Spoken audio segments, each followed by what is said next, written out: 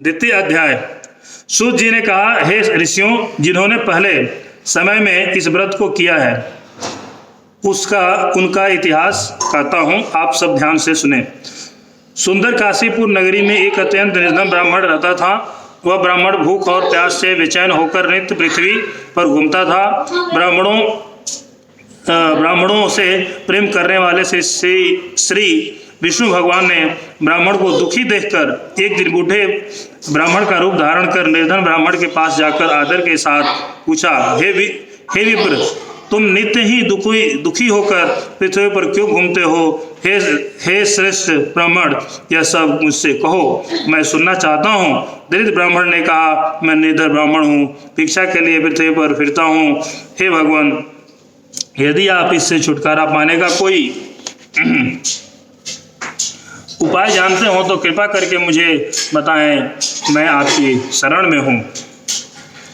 वृद्ध ब्राह्मण का रूप धारण किए हुए से विष्णु भगवान ने कहा, हे ब्राह्मण, श्री सत्यनारायण भगवान मनवांछित फल देने वाले हैं, इसलिए तुम उनका पूजन करो, जिनके करने से ही मनुष्य सब दुखों से मुक्त हो जाता है।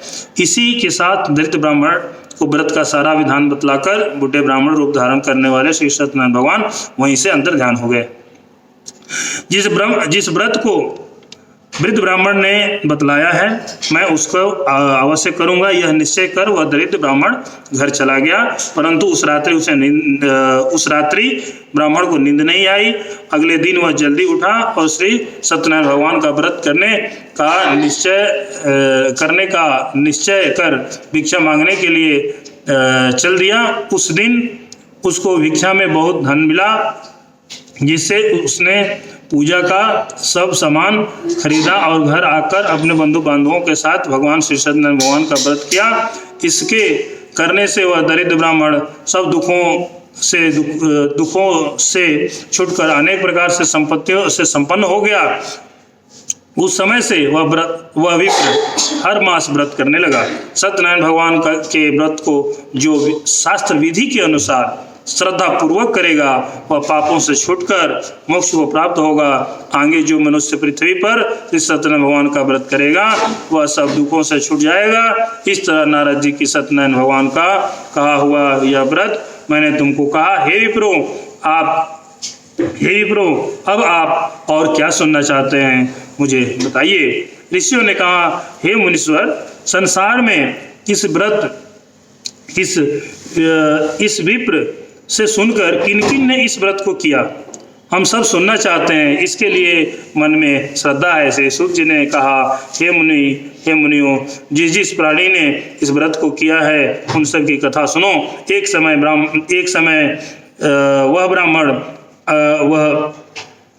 समय वह ब्राह्मण धन और ऐश्वर्य के अनुसार बंधु बांधवों के साथ अपने घर पर व्रत कर रहा था। उसी समय एक लकड़ी बेचने वाला बूढ़ा व्यक्ति वहां आया। उसने सिर पर लकड़ियों का गट्ठर बाहर रख दिया और विप्र के मकान में चला गया।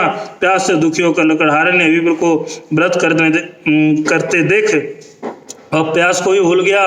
उसने विप्र को नमस्कार किया और पूछा, हे विप्र, आप यह किसका पूजन कर रहे हैं?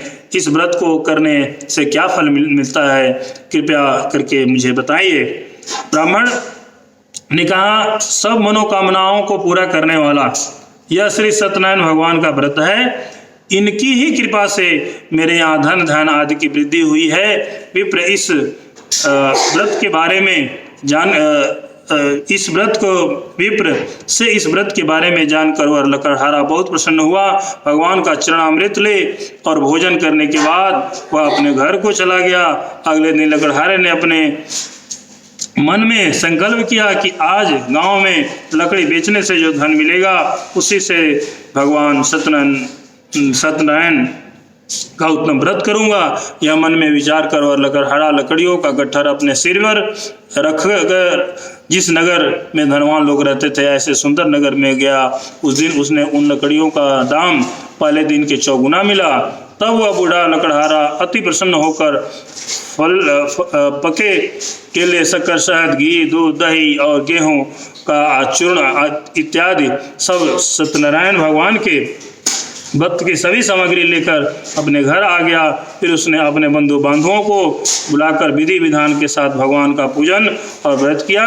इस व्रत के प्रभाव से वह बूढ़ा लकड़हारा धन पुत्र आदि से युक्त हुआ और संसार में समस्त सुख होकर वैकुंठ को चला गया। इस श्री सत्यनारायण भगवान की कथा का द्वितीय अध्याय संपूर्ण हुआ। प्रेम से बोले सत्यनारायण भगवान की जय।